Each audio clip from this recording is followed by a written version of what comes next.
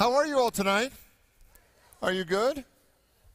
So tonight, in fact, all over the world right now, the UN has declared the 21st of September as the International Day of Peace.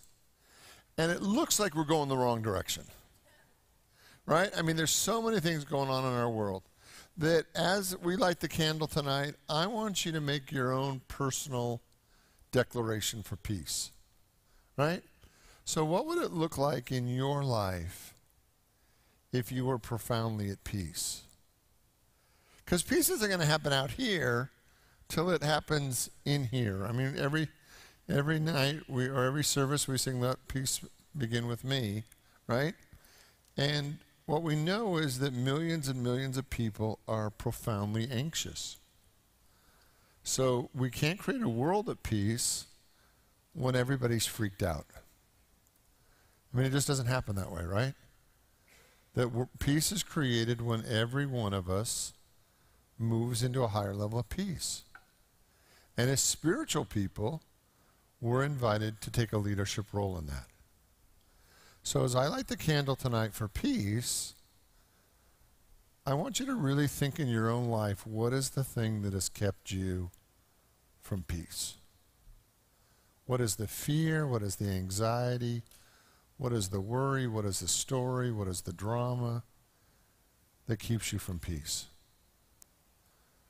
And would you make a personal commitment tonight to trust God right there?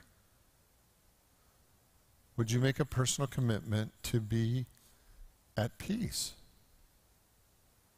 To just say, I'm not going to worry about that anymore. I'm not going to let that freak me out anymore. I'm actually going to choose to trust God right there. Because every one of us wants world peace. I mean, there's no mother that doesn't want her family to be in peace. There's no father that wants to send another generation to war. I mean, we don't want to do that. But also, we don't always want to take internal responsibility for being at peace. So tonight, what if your life, your internal choice, your spiritual process was about peace? Would you be willing? Okay, I'm going to go light the candle. And you're going to join with me as you make your own personal declaration to peace. So tonight we join together with people all over the world on this International Day of Peace. And as we light this candle for peace, we make our own internal declaration. And the thought that I want to leave you with tonight, or that I want to start with tonight, is I choose peace. At 2 o'clock in the morning, when you want to be worried about this or that, I choose peace. When you want to think about your kids or your grandkids, or who's going to get elected or who's not going to get elected, I choose peace. When you think about what's going on with your job or your school, or I choose peace. Because we all want it. But it only really happens when we choose it. So let's take that into prayer. Take a deep breath. I choose peace. I choose peace when it's not easy to choose peace. I choose peace when I want to be afraid or anxious or listen to my thoughts or my fears. I choose peace. I let go of the drama in my life. And I let the calm peace of God dwell supreme in my soul. I choose peace. I choose peace for myself, for my family, for the world.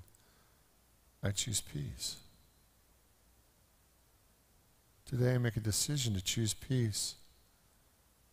In the times in the past where I would have picked drama or anxiety or fear, I choose peace. When I'm watching something on TV, I choose peace. And I know as I choose it for myself, that we create a new paradigm in the world. I choose peace. In the name and through the power of the living Christ Spirit that dwells within all people, we say thank you, God, for peace and the power to choose it tonight and allow it to transform our lives. And so it is. Amen. Okay, you ready for our opening statement? Our opening statement tonight is, I am ready for a miracle. Will you say that with me? I am ready for a miracle. One more time like we actually mean it. I am ready for a miracle. One more time just for grins. I am ready for a miracle. Let's take that into prayer. And I invite you to open your mind, your heart, your soul for a miracle. For whatever the miracle is that God has for you. For the miracle that is right in front of you. For the miracle of absolute good and peace and joy and prosperity and fun. The miracle that your soul is ready to say yes to. Tonight we begin a series on miracles. And that you get to have a life that's infinitely greater than we've ever been led to believe. In the name and through the power of the living Christ, we give thanks. And so it is. Amen. And I want you to feel the presence of God that is within you and all around you. That there's no place that God is not. There's no place where the infinite Spirit of God isn't fully present. And of course it's Spirit fully present in you.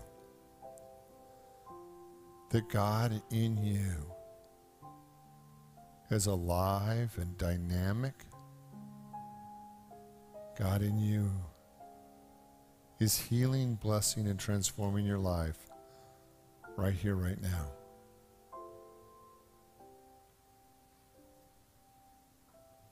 That you don't have just a little bit of God. You have all that God is. That all that God is within you.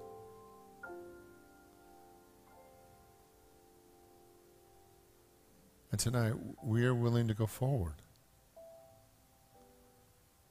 in the most courageous and dynamic way. To say yes to God in a way that maybe you've never said yes to God before. In a way that allows everything in your life to be lifted higher. Everything in your life to be profoundly blessed. Whether it's a healing, whether it's a new job, whether it's a buying, a selling of a home, whether it's a healing in a relationship, whatever it is, I invite you to open your mind, your heart, your soul to the most profound miracle that you can imagine.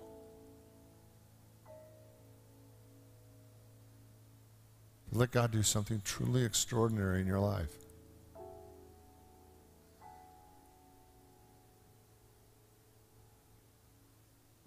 To let God really heal you and transform you and bless you.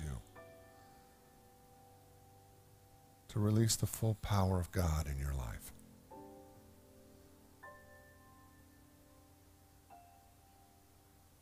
That as children of God, we have settled for so much less than what God is. We have eaten the crumbs at the edge of the table and tried to be satisfied. Tonight, I allow you, I invite you, I encourage you to take the full portion that God has for you. To let it be so good that your heart and soul is overflowing. God, I am ready to be blessed. I'm ready to be deeply, profoundly blessed.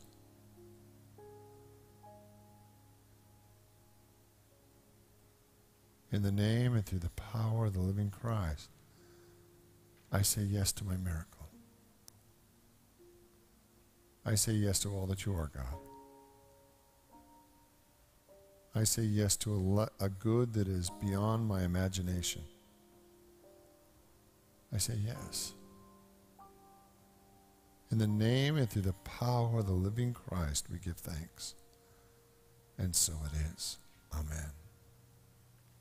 So tonight we're going to talk about miracles. And I'm going to challenge you tonight to open a space for a miracle in your life. And I simply do not care what the miracle is. It can be in work, it can be personal, financial, healing, relationship. You want to grow 2 inches. I mean, I literally do not care what your miracle is.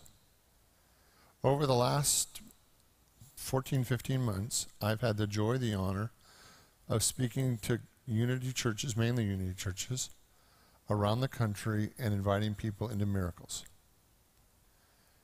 And I am so confident in these 8 ideas that I'm going to share with you because I have seen them work over and over again. I believe these are the 8 elements of a miracle. And the miracles that I've witnessed over the last year doing this stuff have just been crazy profound. I mean, I can just list them to you. I can share them with you. It's like the time I was in California and the soloist had no idea who I was, and I got up and talked about miracles. This lady had leg pain for months, and within 2 days, I got an email saying, "Oh my gosh, my leg pain is gone. I don't understand it, but I absolutely believe that something happened when you spoke, and it's different." Because what I believe happens is, in Unity we teach practical Christianity. We teach practical spiritual tools that you can apply to your life, and your life gets better. And I hope that as you've been a part of this ministry that you feel like your spiritual toolbox is bigger. There's more tools in it than you used to have. And so there's a part of Unity that's 100% practical. There's a part of our spiritual life that's 100% practical, that's reasonable, it's rational, it makes sense, and you can apply it, and you can apply it over and over again, and it works all the time. And yet there's a part of our spiritual life that is amazing, that is nonlinear, that is non-rational, that is infinitely greater than our mind can wrap our head around. And while we don't always go into this area often, when we do go into this area, I want to go into this area big and bold. I don't want to be timid about this. If you want a miracle, if you want something extraordinary in your life, I believe it's possible. And I've seen it happen too many times to not believe it's not going to happen for you. I want it to happen for everybody. I want you to have whatever the most amazing thing is you can imagine. So I was raised in a Unity church. And that meant in the church I grew up in Orange County, it was like an old mansion that they'd converted. They blew out the back and they built a sanctuary in the back, and it had a basement, and they converted the basement into a children's ministry. So every Sunday I would trot down the steps, and they were kind of dark and scary, but trot down the steps into the basement. And for a year, as part of the Sunday school, what the lesson was about every week were the miracles of Jesus. And every week we would just read the miracle, one of the miracles, and there's a whole book of them. There's lots of them, right? And every week we'd focus on a different miracle. And the underlying thought for me in that process is, what if it's real? Now, I know you're supposed to believe they're all real, right? I mean, that's kind of the basic premise, is everything in the book is real, right? But as a kid, there's a part of you that goes, yeah, right? Maybe as an adult, there's a part of you that goes, yeah, right? But there was a part of my little soul that just knew, or just was willing to believe, what if these are actually true? And what if he knew something about life that I could learn? That they just weren't metaphysical or just symbolic, but what if they were real? What if he really had a relationship with life that was teachable, that we could learn, that there were principles that he was applying, that he had a relationship with God and with life that we could actually learn.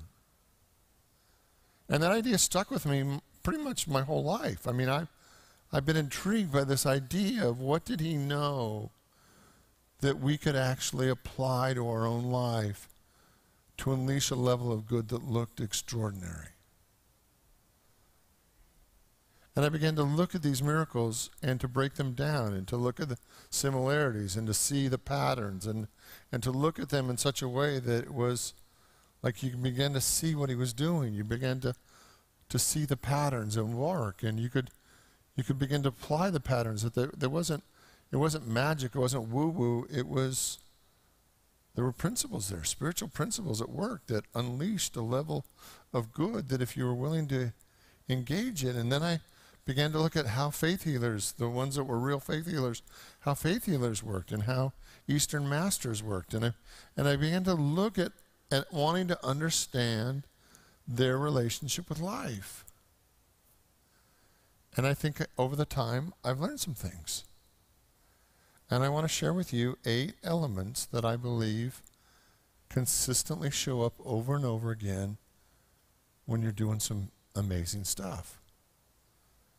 And I believe these 8 elements that we can apply to our life over and over again if we're willing and to have amazing things show up in our lives. And the first element of a miracle is always willingness. And that's where we're going to start tonight.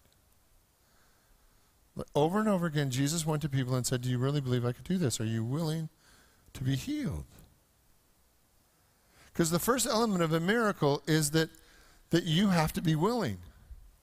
Because we are all given free will, the universe, God, Spirit, divine, whatever you call it, doesn't get to move in your life at any more of a level than you're willing to experience. The Spirit doesn't get to transform you until you're willing to be transformed. That you don't get to be profoundly blessed until you're willing to be profoundly blessed. That you actually have both the accelerator and the brake to every level of God's good in your life. That the universe doesn't get to supersede your free will around anything. So the miracles just don't happen to people who don't want miracles, right? Miracles, just a level of good just doesn't pop into your life if you're not willing. That you absolutely have the key and the lock to how much good gets to show up in your life. And that willingness over and over again is the thing that drives everything else. And so the first question and the first statement and the first experience is, the question is, are you willing? And you can really begin to see, because for most of us, we know the right answer is yes. How many of you would be willing to have a miracle in your life? You say that and people say yes, right? Most people will say yes, right? And the key is not at that superficial level, but at the deeper level, at the level of your deeper conscious and unconscious and subconscious, and at the level of your soul. Are you willing to turn your life over to God? Are you willing to become soft and flexible and allow the universe to move in and through you in a way that your rational mind may not be able to comprehend? Ooh. Right? And so really what it comes down to in this first level of a miracle is, are you willing to let go of control? Well, I'm not giving up control to anybody. Got it. No problem. But that's a limit. If the universe can only do through you what makes sense to you, then everything gets much slower. Because now the universe has to illumine your mind before anything else gets to happen. And instead of just being healed in a moment, the universe now has to like take little baby steps and lead you, like put little crumbs down to get you to follow this path so that you get to your miracle, so that your mind can wrap yourself around it instead of just saying, I'm willing. I'm willing to let go and to let God heal me, bless me, transform me in any way possible. I'm willing to let go of what I think. I'm willing to let go of what I've believed in the past. I'm willing to let go of what I've experienced in the past. I'm willing to let go of what I think is possible and what's not possible. And I'm willing to have a miracle. And the moment we get to that level of transformation, things begin to happen. So what is a miracle, right? For me, a miracle is a level of good that looks extraordinary, right? So there's everyday miracles, right? Everyday miracles are like we all get on the freeway and most of us get off safely, right? I mean, the fact that we can all go 75 plus miles an hour, whatever the speed limit is, plus 15, the fact that we can all get on the freeway and get off safely is pretty amazing, right? That we all are in these little things going incredibly fast, and that we all, mostly of us, get off safely over and over again is a miracle, right? Babies are born, the sun comes up, the sun goes down. There's those everyday miracles that are truly miracles. I mean, they're extraordinary. They're amazing. Like what sunset doesn't, capture us, or what sunrise doesn't bring us hope. I mean, or what watching one baby being born doesn't remind us that life is extraordinary. Those are the everyday miracles. And then there's the extraordinary miracles. Those miracles are the things that look outside the realm of what we usually know. And that's what I'm inviting you into, is those extraordinary miracles that seem too good, that seem too amazing. And what if we go there? So before I go any further, I kind of need to share with you like 3 basic points here. And the first one is, are you willing to let go of to release your resistance and increase the flow of energy into your life? See, when we come to understand that every being, every person is really a conduit for spiritual energy. We don't look like conduits. Like we think we're moving around and having this life. But Jesus taught us, give us this day our daily bread, right? Basic prayer, right? That each one of us is a conduit every day for spiritual energy. That's what keeps us alive and our heart beating and moving. And we think it's because we eat food. But the reality is that we are a conduit of spiritual energy. And the more that we let go of our resistance, the more we get to download more energy. And more energy is a fundamentally important part of increasing the good in your life, of having a miracle. That as we let go of our resistance, whatever our resistance is, as we let go of our resistance, we actually become a greater conduit for spiritual energy. And if you look at, the Chi masters or Kung Fu masters or any of these people that are moving lots of energy around, you can see a 90-pound woman do Tai Chi, and that's been doing it for 90 years, and you can feel the force field that they move around, and they are moving an incredible amount of spiritual energy around. And what I'm inviting you to begin with is to look at increasing the download of energy in your life. Whatever that means to you. The first step, the first thing in being willing is, are you willing to download more energy than you usually allow? And the reason that we don't download more is resistance. 2. And this is where it gets interesting. Are you willing to release control and trust that your miracle will happen? And trust that it will happen even if you don't understand how it's going to happen. Right? How many of you know that you need to really understand things before you feel safe in the universe? Right? Right? So one of the steps is, and we can take that, but what I want you to see is that the more you need to know, the slower your process becomes. Right? And then the second aspect, are you willing to release control and trust that the universe knows how to create your miracle, whether you understand it or not? And 3, are you willing to release all the preconceived ideas of how and when your miracle will take place and just be willing to be surprised? right? So all three of these in some way take your energy body, and that's kind of a weird term, take your energy and allows it, instead of being stuck and confined and rigid, allows it to become very soft.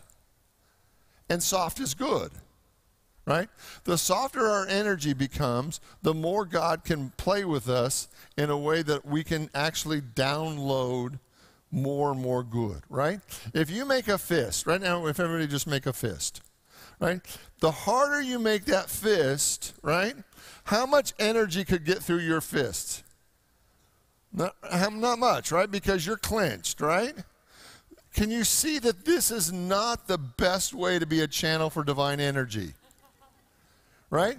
That if you stay clenched for even just a minute or two, how many of your fingers are already starting to cramp and your forearms are starting to cramp?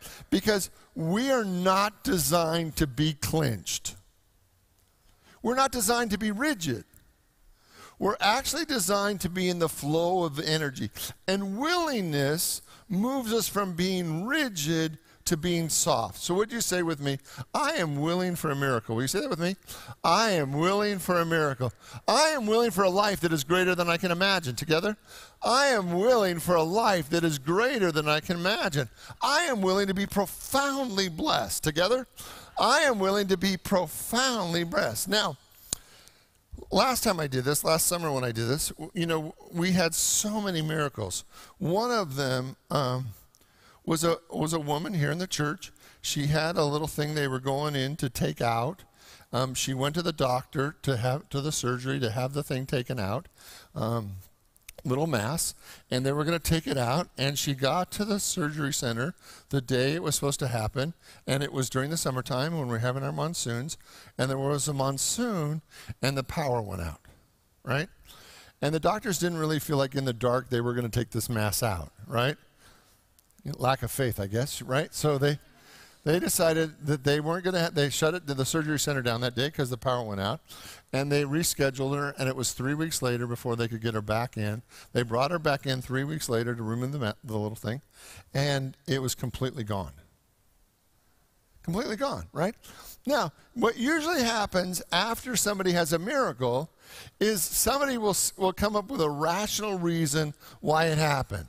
So the typical reason is, well, it must have been an error in the first ultrasound or whatever the thing is, because they get a little fidgety about saying that there was a mass there, and then 3 weeks later the mass is gone. So it must have been the ultrasound was wrong. Not that they read it wrong.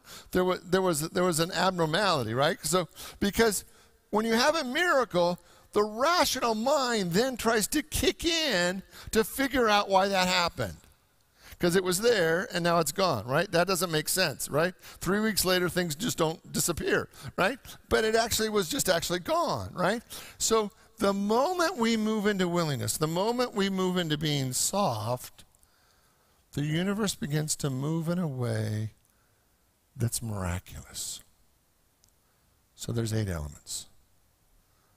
The first is the miracle of being willing. The next, and consistently in miracles, it's the miracle of love. Now, what the miracle of love does, it actually opens the door to this increased flow of divine energy. Then there's the miracle of asking, the miracle of believing, the miracle of transformation. And the miracle of transformation for me is absolutely the most fun step. Right? Because in the miracle of transformation, you actually practice moving energy from one form to another form. Because what do we know about energy, right? That it cannot be destroyed, and it can just move from one form to another. And as we get really good at this, we can actually help energy transform from one form to another. How many of you can think of energy in your life that is not a form that you're enjoying right now? Right? So we can actually begin to move energy in from one form to another form. How many of you would like to transform your bills into abundance, right? That's just energy, right? So we can transform the energy of our body, the energy of our finances. We can actually transform energy. And in the miracle of transformation, we're going to talk about how do we do that. Then we're going to talk about the miracle of surrender. Then the miracle of action. And the step that we like least is the miracle of waiting. That's why we do it last. Right? Because if I lose you, I want to lose you over that one, right? Because the last one is the miracle of waiting, and in every miracle there is a time when you have to wait. And how much does your ego like to wait?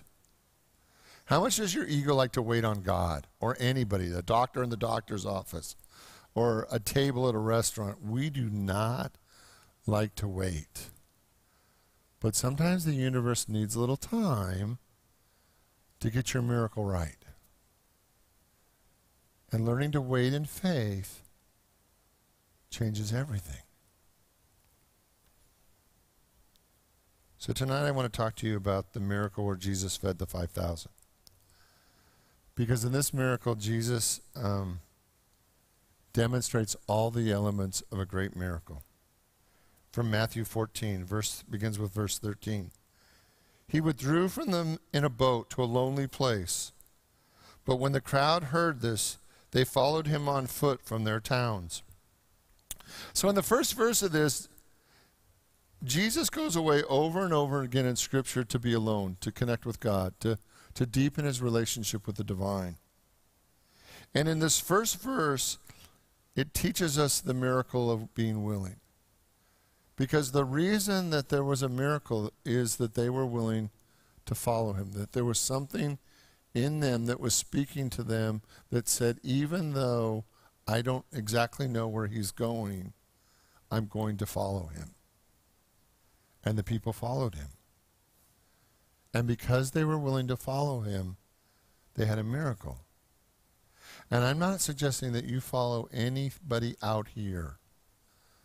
But I am suggesting is that you really truly follow the Christ in you, your own inner teacher.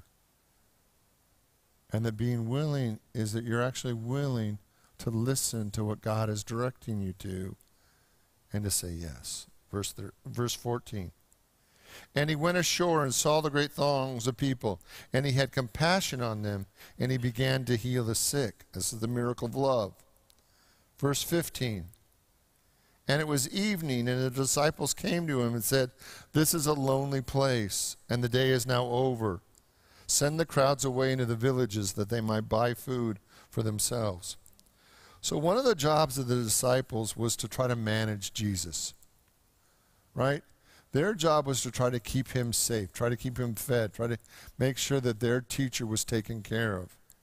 So he had spent all day teaching and healing these 5,000 people. And the disciples wanted to make sure that he was safe.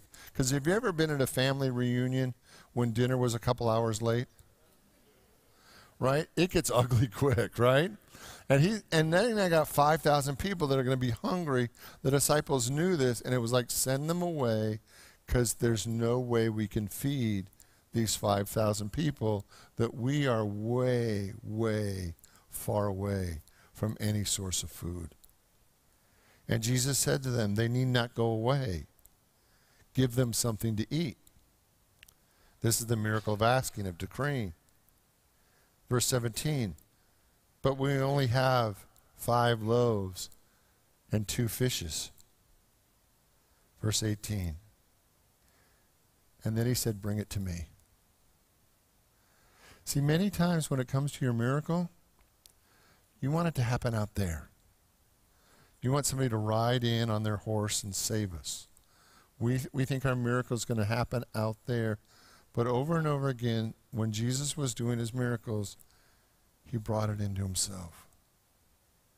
He brought it into that place where he and God were one. He said, bring it to me. Verse 19.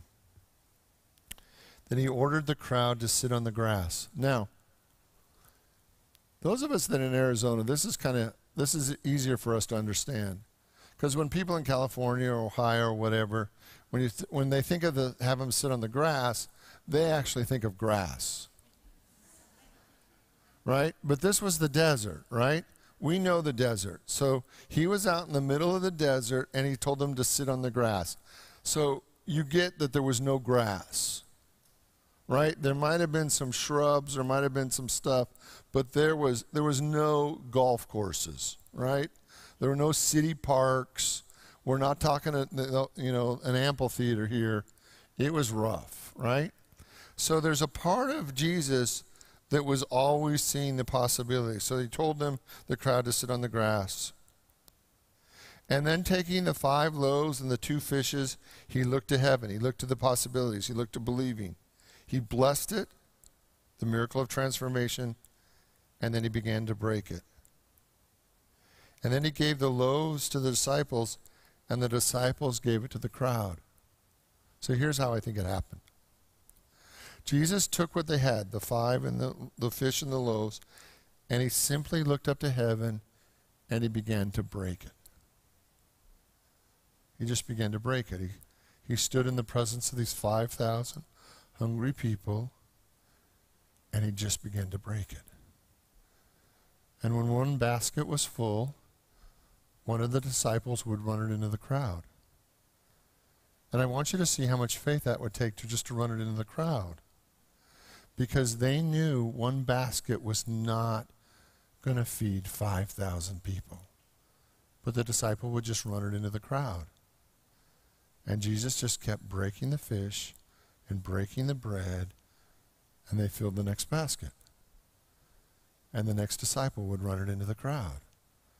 And he just kept breaking fish and breaking bread and giving the pieces in the basket, and then the next disciple would run it into the crowd. And this just went on and on and on until everybody was satisfied. Until everybody was fed. So nobody wanted anything more. And then the scripture said, verse 20 and 21, and they all ate and were satisfied. And they took up 12 baskets full of broken pieces. And those who ate were 5,000 besides the women and children. So in reality, it's 10, 12,000 maybe people ate. And Jesus had the courage to stand in the presence of that much need, keeping his eye focused on the possibility, and he just kept breaking the bread and the fish until everyone was satisfied. So here's the deal. You ready? So this week, where we're going to start is just being willing. Willing in the face of whatever's going on in your life to begin to believe that a miracle is possible. That's all I want from you this week. This week, all I want from you is to stand in the presence of whatever's going on in your life and be willing to believe that a miracle is possible. That's it. Now, are you going to have some days where that just seems virtually impossible to believe? Yes. Oh well. Right? I don't want you to get into resistance. I don't want you to tell a big story. I don't want you to think of yourself as a failure. I don't want you to jump off a bridge. I just want you to do the best you can of being willing to experience a miracle. And to let your mind relax to how it's going to work. Because the moment you say you're willing to experience a miracle, your mind's going to begin to race and try to figure out how that's possible. Well, maybe I'll win the lottery, or maybe this will happen, or maybe I'll get a promotion. And what I want you to do is just be still. And your only job this week is to be willing. I am willing for a miracle. Will you say that with me? I am willing for a miracle. One more time, just like we mean it.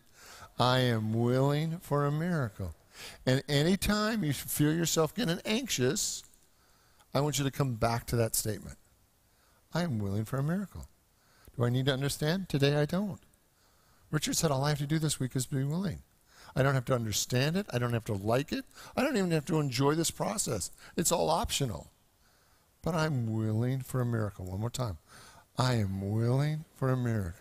Will you pray with me?